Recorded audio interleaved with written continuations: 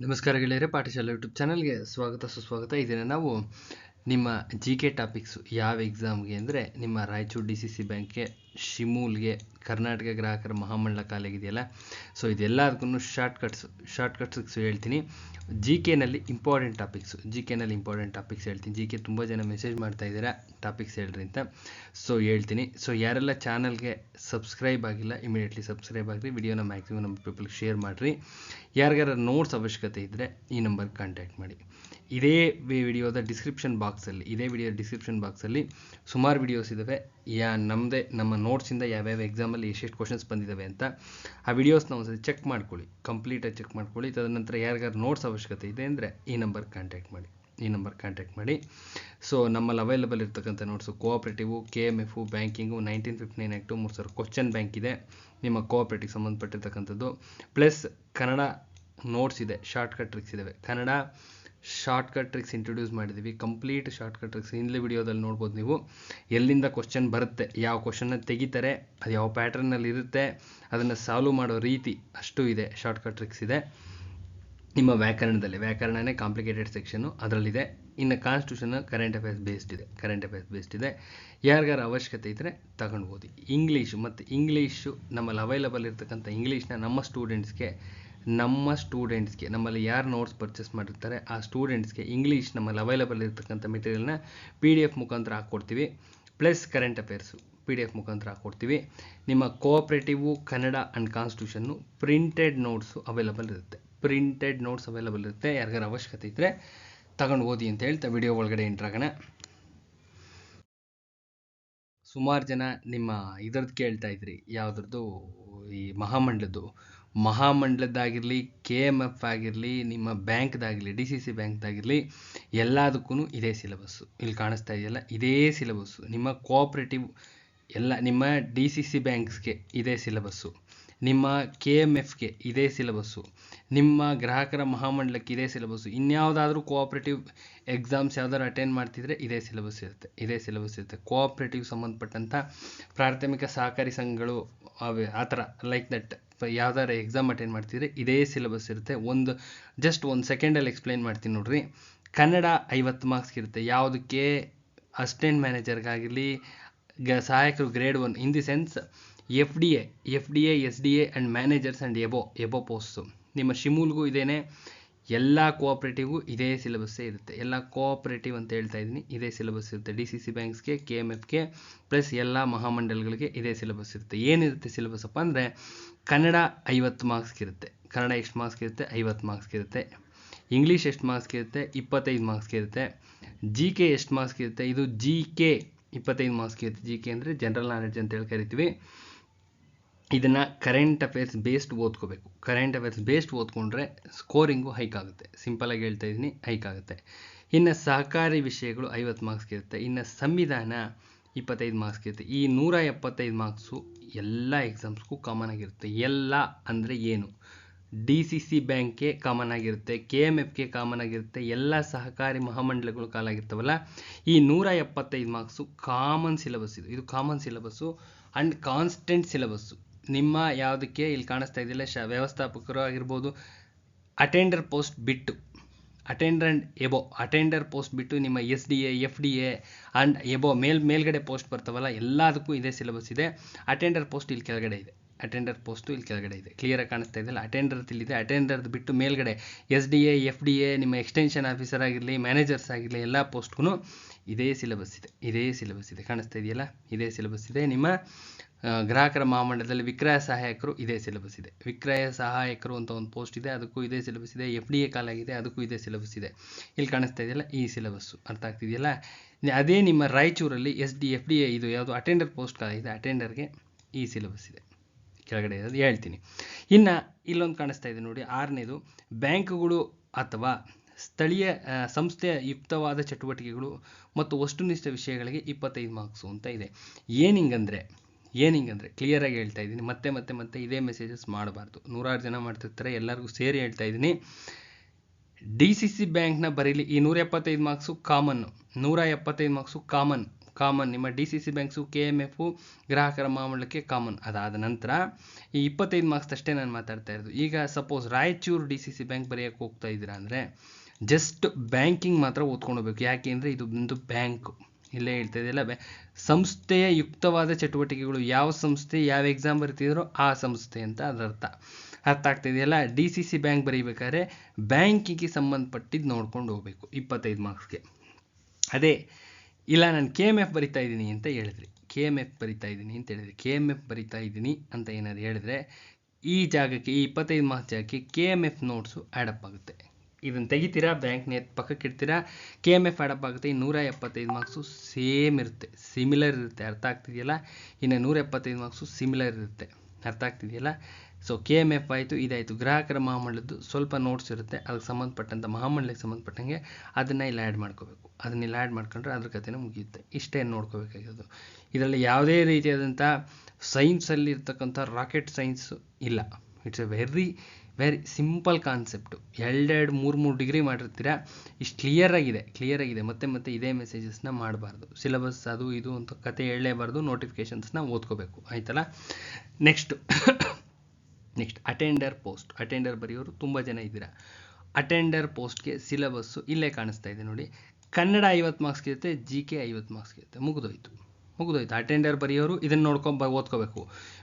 ಅದು ಬಿಟ್ಟು ಬೇರೆ ಎಲ್ಲ ಅಪ್ಪರ್ ಗ್ರೇಡ್ ಬರೆಯೋರು ಎಲ್ಲ ಇದು ಓದ್ಕೋಬೇಕು ಅಷ್ಟೇ. Simple, very simple. ಅಟೆಂಡರ್ ಬರೆಯೋರು ಏನು ಓದ್ಕೋಬೇಕು? ಕನ್ನಡ ಆ್ಯಂಡ್ GK ಓದ್ಕೋಬೇಕು. ಕನ್ನಡ ಮತ್ತು GK ಓದ್ಕೊಂಡ್ರೆ 50 ಮಾರ್ಕ್ಸ್ಗೆ ಇರುತ್ತೆ. ಅರ್ಥ ಆಗ್ತಿದೆಯಲ್ಲ. ಇದರ ಸ್ಪ್ಲಿಟ್ ಅಪ್ ಇಲ್ಲಿದೆ ಮಾರ್ಕ್ಸ್ದು, ಇದರ ಸ್ಪ್ಲಿಟ್ ಅಪ್ ಇಲ್ಲಿದೆ. ಮುಗಿದೋಯ್ತು. ಇಷ್ಟೇ ಸಿಂಪಲ್. ಇದರಲ್ಲಿ ಯಾವುದೇ ರೀತಿಯಾದಂಥ ಕ್ಲಾರಿಫಿಕೇಷನ್ಸು ಅಗತ್ಯ ಇಲ್ಲ. ಕ್ರಿಸ್ಟಲ್ ಕ್ಲಿಯರ್ ಆಗಿದೆ, ನೋಡ್ಕೊಳ್ಳಿ. ನೆಕ್ಸ್ಟ್ ಈಗ ಒಂದು ಟಾಪಿಕ್ GK ಅಂತ ಕೇಳ್ತಾ ಇದ್ರಲ್ಲ, GK ಈ ಟಾಪಿಕ್ ಮೇಲೆ ಒಂದು ಕ್ವಶನ್ ಡೆಫಿನೆಟಾಗಿ ಬಂದೇ ಬರುತ್ತೆ. 100% ಬಂದಿರುತ್ತೆ. ಇದು 99% ಪ್ರಿಡಿಕ್ಷನ್ ಇದು ಬರುತ್ತೆ ಅಂತ. ಇದು ನೆಕ್ಸ್ಟ್ ಟಾಪಿಕ್ 2 ಕಂಪಲ್ಸರಿ ಇರ್ತವೆ. ಆಲ್ಮೋಸ್ಟ್ 2 ಮಾರ್ಕ್ಸು ಬಂದಂಗೆ 2 ಮಾರ್ಕ್ಸ್ ಎಲ್ಲ ಎಕ್ಸಾಮ್ಗೂ ಇಂಪಾರ್ಟೆಂಟ್. ಇದು ವೆರಿ ಇಂಪಾರ್ಟೆಂಟ್. ನಿಮ್ಮ KPSC KEA, ನಿಮ್ಮ DCC ಬ್ಯಾಂಕ್ಸು, PSI PC ಎಲ್ಲದಕ್ಕೂ ಇಂಪಾರ್ಟೆಂಟು. ಬಟ್ ಈಗ ಪ್ರಸ್ತುತ ನಾನು ಮಾತಾಡ್ತಾ ಇರೋದು DCC ಬ್ಯಾಂಕ್ಸ್ದು, ಶಿಮೂಲ್ ಇನ್ಸೆನ್ಸ್ KMFದು, ಮಹಾಮಂಡಲದ್ದು. ಇದ್ರ ಮೇಲೆ ಕ್ವಶನ್ ಇರುತ್ತೆ, ಡೆಫಿನೆಟ್ ಆಗಿರುತ್ತೆ. GKನಲ್ಲಿ ಇರುತ್ತೆ. ನೋಡ್ತೋಗೋಣ. 16ನೇ ಹಣಕಾಸು ಆಯೋಗ, ಎಷ್ಟನೇ ಹಣಕಾಸು ಆಯೋಗ? 16ನೇ ಹಣಕಾಸು ಆಯೋಗ ವರದಿ ಸಲ್ಲಿಸಿದೆ.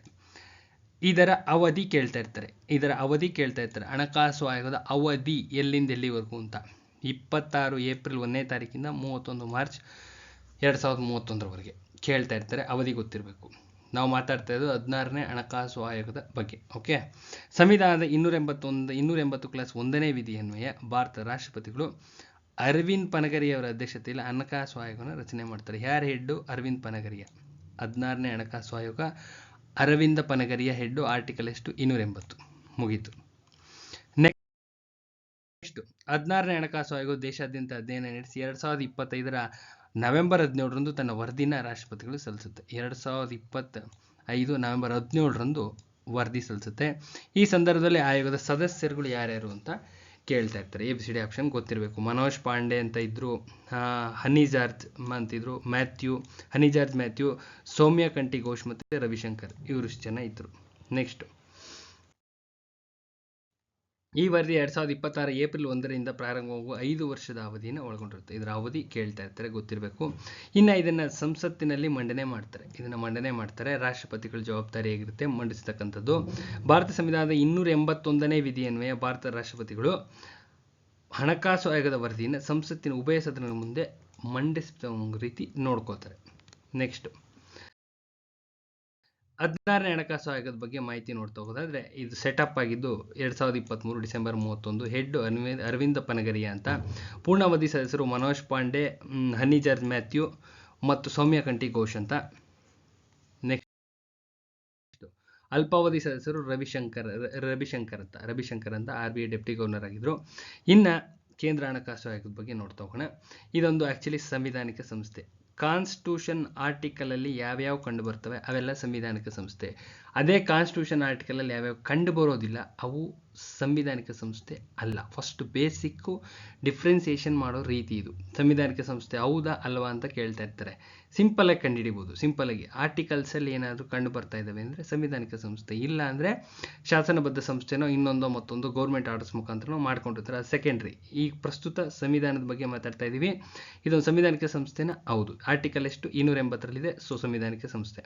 ಭಾರತದ ರಾಷ್ಟ್ರಪತಿಗಳು 5 ವರ್ಷಗಳ ಅವಧಿಗೆ ಕೇಂದ್ರ ಮತ್ತು ರಾಜ್ಯ ಸರ್ಕಾರ ನಡುವೆ ತೆರಿಗೆ ಮತ್ತು ಇನ್ನಿತರ ಹಣಕಾಸು ಸಂಪನ್ಮೂಲ ಹಂಚಿಕೆಯ ಶಿಫಾರಸು ನೀಡೋದಕ್ಕೆ ಆಯೋಗನ ರಚನೆ ಮಾಡಿಕೊಡ್ತಾರೆ. ನೆಕ್ಸ್ಟ್, ಕೇಂದ್ರ ಹಣಕಾಸು ಆಯೋಗವು ರಾಜ್ಯಗಳಿಗೆ ಹಣಕಾಸು ಮಾನದಂಡ. ಕೇಂದ್ರ ಹಣಕಾಸು ಆಯೋಗವು ರಾಜ್ಯಗಳಿಗೆ ಹಣಕಾಸು ಹಂಚಿಕೆ ಮಾಡಬೇಕಾದ್ರೆ ಕೆಲವೊಂದು ಮಾನದಂಡಗಳನ್ನ ಉಪಯೋಗಿಸ್ತಾರೆ. ಏನು ಮಾನದಂಡ ಅಪ್ಪ ಅಂದರೆ ಜನಸಂಖ್ಯೆ, ಅದರ ವೆಯ್ಟೇಜು 15%. ಜನಸಂಖ್ಯೆ ಎಷ್ಟಿದೆ ಅಂತ ನೋಡ್ತಾರೆ. ಹಣಕಾಸು ಹಂಚಿಕೆ ಮಾಡಬೇಕಾದ್ರೆ ಟೋಟಲ್ ಓವರಾಲ್ ಜನಸಂಖ್ಯೆ ಎಷ್ಟಿದೆ ಅಂತ ನೋಡ್ತಾರೆ. ಅದಕ್ಕೆ ಕೊಟ್ಟಿರ್ತಕ್ಕಂಥ ವೆಯ್ಟೇಜು 15%. ಅರ್ಥ ಆಗ್ತಾ ಇದೆಯಲ್ಲ. ಇನ್ನು ಆದಾಯದ ಅಂತರ ನೋಡ್ತಾರೆ, ಭೂಪ್ರದೇಶ ಚೆಕ್ ಮಾಡ್ತಾರೆ, ಜನಸಂಖ್ಯೆಯ ನಿಯಂತ್ರಣ ನೋಡ್ತಾರೆ, ಅರಣ್ಯ ಪ್ರದೇಶ ನೋಡ್ತಾರೆ, ತೆರಿಗೆ ಪ್ರಯತ್ನ ನೋಡ್ತಾರೆ. ಇದಿಷ್ಟು ಗೊತ್ತಿರಬೇಕು. ಇದಿಷ್ಟು KPSC ಇವೆಲ್ಲ ಬರುವಂಥವು. ನೆಕ್ಸ್ಟ್, 5ನೇ ಹಣಕಾಸು ಆಯೋಗದ ಅಂತಿಮ ವರದಿ ಸಲ್ಲಿಕೆ. ಅದು ಆ ಹಣಕಾಸು ಆಯೋಗ ಸೆಂಟ್ರಲ್ದು. ಇಲ್ಲೊಂದು ಸೆಟಪ್ ಆಗಿತ್ತು, ನಮ್ಮಲ್ಲೊಂದು ಸೆಟಪ್ ಆಗಿತ್ತು. ಅದು 5ನೇ ಹಣಕಾಸು ಆಯೋಗ ಅಂತಿಮ ವರದಿ ಸಲ್ಲಿಸಿದೆ. ಏನಾಗೈತೆ ನೋಡೋಣ. Headed by C Narayanaswamy. ಆಯಿತಾ. 5ನೇ ಕರ್ನಾಟಕ ರಾಜ್ಯ ಹಣಕಾಸು ಆಯೋಗವು ತನ್ನ ಅಂತಿಮ ವರದಿನ 2020 ನವೆಂಬರ್ 28ರಂದು ರಾಜ್ಯಪಾಲರಿಗೆ ಸಲ್ಲಿಸುತ್ತೆ. ಯಾರಿಗೆ ಸಲ್ಲಿಸಬೇಕು? ರಾಜ್ಯಪಾಲರಿಗೆ ಸಲ್ಲಿಸುತ್ತೆ. ಒಂದು ಕಾಪಿನ ಮುಖ್ಯಮಂತ್ರಿಯವರು ಕೊಡುತ್ತೆ. ವಿಧಾನಮಂಡಲದಲ್ಲಿ ಮಂಡನೆ ಮಾಡಬೇಕಾಗುತ್ತೆ. ಸೆಂಟ್ರಲಲ್ಲಿ ರಾಷ್ಟ್ರಪತಿಯವರ ಜವಾಬ್ದಾರಿ ಆದರೆ ಸ್ಟೇಟಲ್ಲಿ ರಾಜ್ಯಪಾಲರ ಜವಾಬ್ದಾರಿ. ರಾಜ್ಯದ ರಾಜ್ಯಪಾಲರು ರಾಜ್ಯ ಹಣಕಾಸು ಆಯೋಗದ ಶಿಫಾರಸುಗಳನ್ನು ಒಳಗೊಂಡ ವರದಿಯನ್ನು ಉಭಯ ಮಂಡಲಗಳಲ್ಲಿ ಮಂಡಿಸಲು ಕ್ರಮ ಕೈಗೊಳ್ತಾರೆ. ನಿಮ್ಮ ವಿಧಾನಮಂಡಲ ಮತ್ತು ವಿಧಾನ ಪರಿಷತ್ ಮತ್ತು ವಿಧಾನ ಸಭೆ ಬದಿ ಅದು ಬರುತ್ತಲ್ಲ, ಅಲ್ಲಿ ಮಂಡನೆ ಮಾಡಲಿಕ್ಕೆ ಕ್ರಮ ಕೈಗೊಳ್ತಾರೆ. ಇನ್ನು ಆಯೋಗದ ಅಂತಿಮ ವರದಿ ನೋಡ್ತೋಗೋಣ. ರಾಜ್ಯದ ಹಣಕಾಸು ಆಯೋಗವು ಸಲ್ಲಿಸಿರ್ತಕ್ಕಂಥ ಅಂತಿಮ ವರದಿ ಮುಂದಿನ 25ರಿಂದ 29ರವರೆಗಿನ ಅವಧಿಗೆ ಸಲ್ಲಿಸಿದೆ ಅಂತ ಹೇಳಿದರೆ, ಈ ಆಯೋಗವು 2024-25ರ ಅವಧಿಗೆ ಮಧ್ಯಂತರ ವರದಿ ಸಲ್ಲಿಸಿತು. ಮಧ್ಯಂತರ ವರದಿ ಇದು ಈ ಟೈಮಲ್ಲಿ ಸಲ್ಲಿಸಿರ್ತಾರೆ. ಇದರ ಪೀರಿಯಡು 25ರಿಂದ 29. ಇದರ ಅವಧಿ ಎಲ್ಲಿಂದ ಎಲ್ಲಿಗೆ ಅಂದರೆ 25ರಿಂದ 29ವರೆಗೂ ಇದು ಎಕ್ಸಿಸ್ಟೆನ್ಸ್ ಇರುತ್ತೆ. 29ಗೆ ಮತ್ತು ಇನ್ನೊಂದು ಆಯೋಗ ಸೆಟಪ್ ಆಗುತ್ತೆ. ನೆಕ್ಸ್ಟ್, ಅಂತಿಮ ವರದಿಯಲ್ಲಿ ಸ್ಥಳೀಯ ಸಂಸ್ಥೆಗಳ ನಿಧಿ ಸಂಗ್ರಹಣೆ, ಪುರಸಭೆಗಳು ಮತ್ತು ಪಂಚಾಯಿತಿಗಳಿಗೆ ಆದಾಯದ ಉತ್ಪಾದನೆ ಮತ್ತು ಹಣಕಾಸು ನಿರ್ವಹಣೆ ಕುರಿತು ನಿರೀಕ್ಷಿತವಾದಂಥ ಶಿಫಾರಸುಗಳನ್ನ ಮಾಡಿದೆ. ನೆಕ್ಸ್ಟ್, ಆಯೋಗದ ಮಧ್ಯಂತರ ವರದಿನೂ ಕೊಟ್ಟಿರ್ತಾರೆ. ಅಲ್ಲಿ ಏನಾಗಿತ್ತಪ್ಪ ಅಂದರೆ, ಮಧ್ಯಂತರ ವರದಿ 2024 ಫೆಬ್ರವರಿ 14ನೇ ತಾರೀಕು 24-25ನೇ ಸಾಲಿಗೆ ಅನ್ವಯ ಆಗುವಂಗೆ ಒಂದು ಮಧ್ಯಂತರ ವರದಿ ಕೊಡುತ್ತೆ. ಈ ವರದಿಯಲ್ಲಿ ಏನು ರಾಜ್ಯಪಾಲರಿಗೆ ಸಲ್ಲಿಸುತ್ತೆ. ಈ ಮಧ್ಯಂತರ ವರದಿನಲ್ಲಿ ಆಯೋಗವು ರಾಜ್ಯದ ಸಾಲರಹಿತ ನಿವ್ವಳ ಸ್ವಂತ ರಾಜಸ್ವ ಸ್ವೀಕೃತಿ 49%ನ್ನು ಪಂಚಾಯತ್ ಹಾಗೂ ಸ್ಥಳೀಯ ಸಂಸ್ಥೆಗಳಿಗೆ ಹಂಚಿಕೆ ಮಾಡಬೇಕು ಅಂತೇಳಿ ಹೇಳುತ್ತೆ. ಮಧ್ಯಂತರ ವರದಿಯಲ್ಲಿ ಮೇಯ್ನಾಗಿ ಹೇಳಿದ್ದೇನಪ್ಪ ಅಂದರೆ, ನಾರಾಯಣಸ್ವಾಮಿಯವರ ಆಯೋಗ ಏನು ಹೇಳುತ್ತಪ್ಪ ಅಂದರೆ, ರಾಜ್ಯದ ಸಾಲರಹಿತ ನಿವ್ವಳ ಸ್ವಂತ ರಾಜಸ್ವ ಸ್ವೀಕೃತಿಯ 49%ನ್ನು ಇವೇ ಹೊರಡಿಸುತ್ತವೆ. 49%ನ್ನು ಪಂಚಾಯತ್ ಹಾಗೂ ಸ್ಥಳೀಯ ಸಂಸ್ಥೆಗಳಲ್ಲಿ ಹಂಚಿಕೆ ಮಾಡಿಕೊಡ್ಬೇಕು ಅಂತೇಳಿ ಶಿಫಾರಸು ಮಾಡುತ್ತೆ. ಮುಂದೆ ಸ್ಟೇಟ್ ಫೈನಾನ್ಸ್ ಕಮಿಷನ್ ಇನ್ನೊಂದು ಸ್ವಲ್ಪ ಇನ್ಫಾರ್ಮೇಷನ್ ನೋಡೋಣ. ಅಂದರೆ ಭಾರತ ಸಂವಿಧಾನದ 9ನೇ ಭಾಗ, ಎಷ್ಟನೇ ಭಾಗ ಇದು? 9ನೇ ಭಾಗದಲ್ಲಿ 243 ವಿಧಿಯು ಪಂಚಾಯತ್ ಸಂಸ್ಥೆಗಳಿಗೆ ಮತ್ತು ಸಂವಿಧಾನದ ಭಾಗ 9A 243 ವಿಧಿಯು ನಗರ ಸ್ಥಳೀಯ ಸಂಸ್ಥೆಗಳಿಗೆ ರಾಜ್ಯದ ಸಂಪನ್ಮೂಲದಿಂದ ಹಂಚಿಕೆ ಮಾಡಬೇಕಾದ ಅನುದಾನದ ಬಗ್ಗೆ ಅಧ್ಯಯನ ಮಾಡಿ 5 ವರ್ಷಗಳ ಅವಧಿಗೆ ಶಿಫಾರಸು ಮಾಡಲು ಒಂದು ಹಣಕಾಸು ಆಯೋಗವನ್ನು ಸಲ್ಲಿಸಬೇಕು, ಒಂದು ಹಣಕಾಸು ಆಯೋಗ ಸೆಟಪ್ ಮಾಡಬೇಕು ಅಂತ ಹೇಳುತ್ತೆ. ಅರ್ಥ ಆಗ್ತಿದೆಯಾ? 243I and 243Y. ಇದು ಪಂಚಾಯತ್ ಸಂಸ್ಥೆಗಳಿಗೆ I, ಇದು ನಗರ ಸ್ಥಳೀಯ ಸಂಸ್ಥೆಗಳಿಗೆ Y. ಹಣಕಾಸು ರಾಜ್ಯ ಆಯೋಗ ಸಂವಿಧಾನದ 243I ಮತ್ತು B ವಿಧಿಯ ಅನ್ವಯ ಗ್ರಾಮ ಸ್ವರಾಜ್ ಪಂಚಾಯತ್ ರಾಜ್ ಅಧಿನಿಯಮ 1993ರ ಪ್ರಕರಣ 267ರಲ್ಲಿ ಪ್ರಕರಣಗಳು ಬರ್ತಾವಲ್ಲ, ನಿಮ್ಮ PDO ಓದಿರ್ತೀರ, ಅದರಲ್ಲಿ 267ನೇ ಪ್ರಕರಣ ತೆಗೆದ್ರೆ ಹಣಕಾಸು ಆಯೋಗ ಸ್ಥಾಪಿಸೋದಕ್ಕೆ ಒಂದು ಅವಕಾಶ ಇದೆ. ನೆಕ್ಸ್ಟ್, ಹಣಕಾಸು ಆಯೋಗ ಪ್ರಮುಖವಾಗಿ 4 ವರ್ಗಕ್ಕೆ ಸಂಬಂಧಿಸಿದ ಶಿಫಾರಸುಗಳನ್ನ ನೀಡಿದೆ. ಏನಕ್ಕೆ ಅಂದರೆ, ಹಣಕಾಸು ಹಂಚಿಕೆಗೆ ಸಂಬಂಧಿಸಿದಂಥ ಶಿಫಾರಸುಗಳು, ಪಂಚಾಯತ್ ರಾಜ್ ಸಂಸ್ಥೆಗಳನ್ನ ಬಲಪಡಿಸಲು ಮಾಡಿರ್ತಕ್ಕಂಥ ಶಿಫಾರಸುಗಳು, ಪಂಚಾಯತ್ ರಾಜ್ ಸಂಸ್ಥೆಗಳನ್ನ ಬಲಪಡಿಸಬೇಕು, ಇನ್ನೂ ಸ್ಟ್ರೆಂಥನ್ ಮಾಡಬೇಕು ಅಂತ. ಇನ್ನು ನಗರ ಸ್ಥಳೀಯ ಸಂಸ್ಥೆಗಳನ್ನು ಬಲಪಡಿಸಲು ಮಾಡಿರ್ತಕ್ಕಂಥ ಶಿಫಾರಸುಗಳು ಮತ್ತು ಪಂಚಾಯತ್ ರಾಜ್ ಮತ್ತು ನಗರ ಸ್ಥಳೀಯ ಸಂಸ್ಥೆಗಳಿಗೆ ಸಾಮಾನ್ಯವಾಗಿ ಅನ್ವಯಿಸ್ತಕ್ಕಂಥ ಶಿಫಾರಸುಗಳು. ಇವಿಷ್ಟನ್ನು ಮಾಡಿರುತ್ತೆ. ಇನ್ನು ಆಯೋಗದ ಅಧ್ಯಕ್ಷರು ಮತ್ತು ಸದಸ್ಯರ ನೇಮಕ. ರಾಜ್ಯದ ರಾಜ್ಯಪಾಲರು ಅಧ್ಯಕ್ಷರು ಮತ್ತು ಸದಸ್ಯರನ್ನ ನೇಮಕ ಮಾಡ್ತಾರೆ. ವರದಿ ಸಲ್ಲಿಕೆ. ಆಯೋಗವು ರಾಜ್ಯಪಾಲರಿಗೆ ತನ್ನ ವರದಿಯನ್ನು ಸಲ್ಲಿಸುತ್ತೆ. ಯಾರಿಗೆ ಸಲ್ಲಿಸುತ್ತೆ? ರಾಜ್ಯಪಾಲರು ಸಲ್ಲಿಸುತ್ತೆ. ಮಂಡನೆ ಮಾಡೋದು ಅಷ್ಟೇ. ಹಣಕಾಸು ಆಯೋಗ ಮಾಡಿದಂಥ ಪ್ರತಿಯೊಂದು ಶಿಫಾರಸನ್ನು ರಾಜ್ಯಪಾಲರು ಅದರ ಮೇಲೆ ತೆಗೆದುಕೊಂಡ ಕ್ರಮದ ಬಗ್ಗೆ ವಿವರಣಾತ್ಮಕ ಜ್ಞಾಪನ ಪತ್ರದೊಂದಿಗೆ ಉಭಯ ಸದನದಲ್ಲಿ ಮಂಡಿಸಲು ಕ್ರಮ ಕೈಗೊಳ್ತಾರೆ.